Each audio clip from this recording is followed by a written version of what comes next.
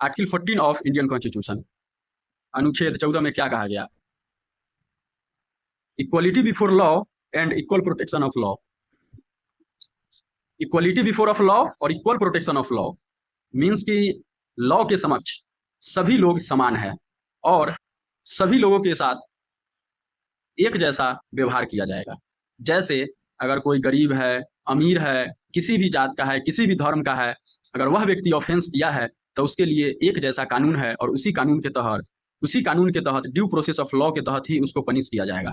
यह नहीं देखा जाएगा कि यह गरीब है, यह नेता है, यह अमीर है तो इसके साथ लॉ अदर ट्रीट करेगी, व्यवहार करेगी, और यह अगर गरीब है तो इसके साथ अलग व्यवहार करेगी। तो यह आर्टिकल 14 में कहा गया है। और आर्टिकल 14 में एक और पॉइंट कहा गया है, equal protection of law means कि कानून का जो संरक्षण है ना वह एक जैसा किया जाएगा।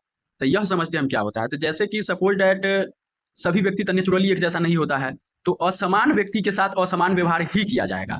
जो नेचुरली असमान है उसके साथ आप समान व्यवहार नहीं कर सकते हैं। अगर जो नेचुरली असमान है अगर उसके साथ अगर आप असमान व्यवहार अगर उसके साथ अगर आप समान व्यवहार करते हैं मीन्स कि उसका फंडामेंटल राइट का वोलेशन कर रहे हैं। जैसे महिला, बच्चा या बूढ़ा ऐसे व्यक्ति है जो कि नेचुरली असमान है, तो इसके साथ जो है असमान व्यवहार ही किया जाएगा।